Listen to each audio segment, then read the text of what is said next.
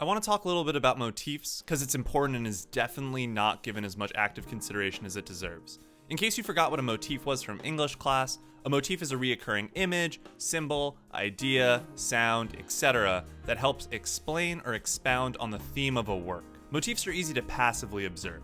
You'll pick up on them to the point when they're saying something about the theme, you already feel it implicitly, like the black king chess piece in Code Geass, or bright pastel colors in Hyoka. And assuming the motifs are done well, your brain will automatically make the connections for you, which is great, and why people can say without having actively considered a show what the major themes are.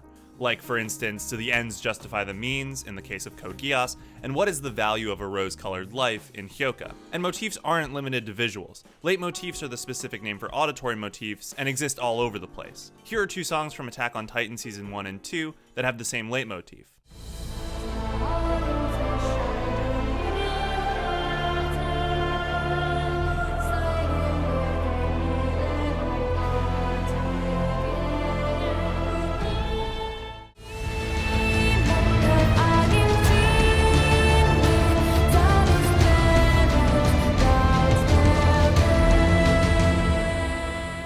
And there's a lot to talk about for this leitmotif in particular, but it's heavy spoilers in a video all of its own. So what's the point here? Well, the point is Darling in the Franxx drops a lot of motifs in its first episode, and there's a lot to talk about in regard to each of them. There are the obvious ones, and we'll talk about those ones first, but I'm also interested in the motifs that aren't as obvious, like the ones that come through from direction and not writing. Before we go into those motifs though, we need to talk about what the theme of Darling in the Franxx is, which since we only have one episode to go off of right now, I would propose the following. Learning to rely on your partner. I say partner because it definitely seems like the pairings are the focal point. And sure, the theme might become relying on others, or perhaps that's a theme all to itself. But certainly based off of this one episode, the singular feels more accurate. And the case for that comes from the very beginning of the episode, where our first motif, birds, makes an appearance in the case of the Jian. The Jian is a Chinese mythological bird that only possesses one wing, and thus requires a partner to fly. And this presumably represents our main characters, as the Franxx we're told require partners to operate. Also, don't get sick of the opening minute just yet, because I'm going to be showing it a lot over the course of this video. We get told the Jian story twice, once from O2 and once from Hero, just to make sure you know perfectly well that birds are important. And their takes on the story are interesting, because while O2 says,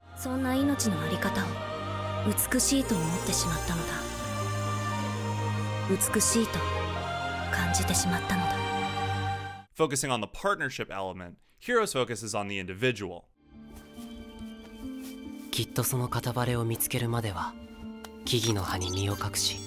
Which is doubly interesting because that's exactly what he's doing at that moment in time. This is furthered by the descriptors that O2 and Hero use to describe the Jian. O2 says that they're imperfect, incomplete, while Hero says that they're pitiful. I don't think it's a stretch to suggest that they're talking about themselves there. Speaking of being represented by birds, the bird that hits the glass and is injured also happens to match O2 when she's seemingly injured and about to pilot alone, which might be some negative foreshadowing for her future, given that Hero later sees the bird dead as he says, a flightless bird has nowhere to go. Our final visual bird moment that I want to talk about is when O2 jumps Hero and licks him.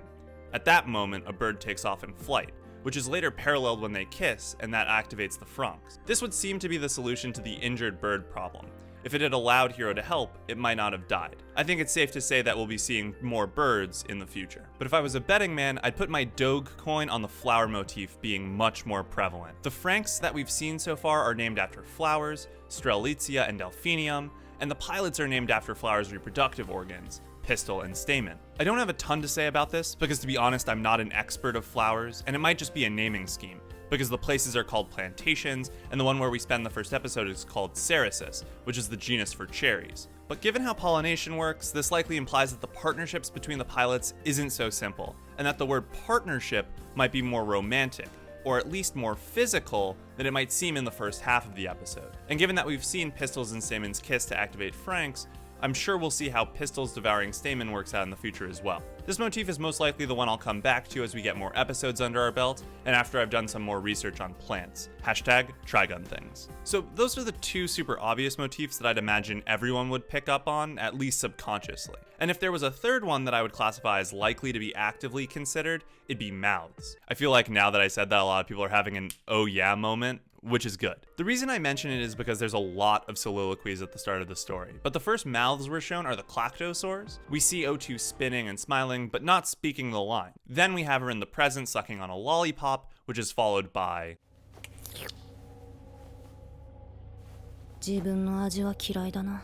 the next mouth-related moment is her launching from the lake with a fish in her mouth, which she spits out, and later she licks Hiro, whose taste makes her heart race, bites, and lingers, the taste of danger. She also describes a kiss as a very special thing, which brings us to the kiss scene, which, holy moly, what a moment visually.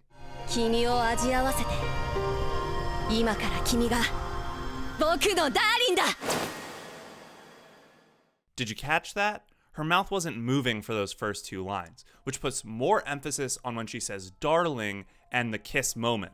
Kissing requires two to tango, unless you've been putting in hours on your mirror, so I think that feeds back pretty clearly to the theme we've been working with. And O2 disliking how she tastes suggests a sense of self-loathing, while liking how Hiro tastes highlights their compatibility as partners. But the lollipop and the fish are interesting because it's something sweet and soft textured versus something raw and rough textured. It not only draws attention to her mouth, but it also highlights a duality of sorts between the lollipop, which is more of a human childish thing, and the fish, which suggests an animal-esque nature to her. This motif of mouths and this concept of taste, given that their Franxx apparently can be activated by a kiss, that the clactosaur tries to eat their Franxx, and also that their Franxx has a mouth and talks, almost certainly means that this will be coming back in future episodes. Okay, to be entirely honest, this upcoming element is what inspired me to make this video, because when I finished the episode, all I could think about was why it was included, and that directorial decision is letterboxing. The opening minute is letterboxed. This is also why I said don't get sick of the intro.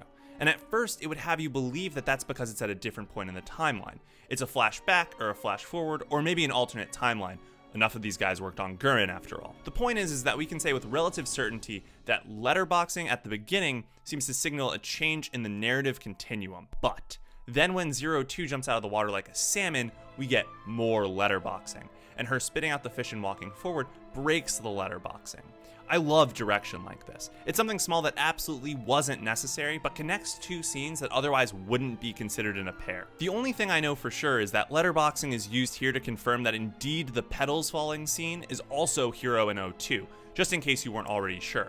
And that their relationship is so foundational to understanding the show that it needs to highlight their first interaction with a quick, hey, this is bigger than it seems, literally, as O2 breaks the letterbox. I'm hoping that there's more letterboxing in the future so that this motif can be built out more, because honestly, beyond what I've said here, I think there's a lot more going on, and we just don't have all the pieces yet.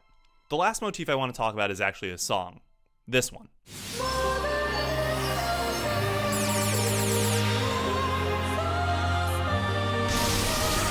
This track plays twice. Once, you guessed it, at the beginning when O2 is talking about the Gion and the petals are falling, and then again in the clip shown above. So like the letterboxing, in case you weren't sure that the petals falling scene is a connection between Hiro and O2, here's your definitive proof. You can Venmo me at your earliest convenience. This song, I promise, will be coming back multiple times over the course of the series to highlight Hiro and O2's relationship, probably in terms of progress as opposed to just a standard track. Okay. Some stray thoughts before I end the video. The color palette for this episode was fantastic, and there's probably an analysis video on just the colors for someone looking for a video to do. Specifically reds and blues, but maybe there will be a better example later in this series. This scene where Hiro is saying that he can't pilot anymore and then sinks a rock instead of skipping it is the kind of blunt symbolism I always laugh at. Because it's pretty obvious, but like, why not when you're being cryptic about almost everything else? Especially because it's in the same episode as this shot, which is probably my favorite single shot in an anime so far this season because of the layers. You think she's talking about Hiro, but she's actually talking about the lake. And since he's talking about the Gion, you think when she's talking about what you think is Hiro, it's about her needing a new partner. It's a well-constructed shot, which leaves the line I hope is built upon in future episodes.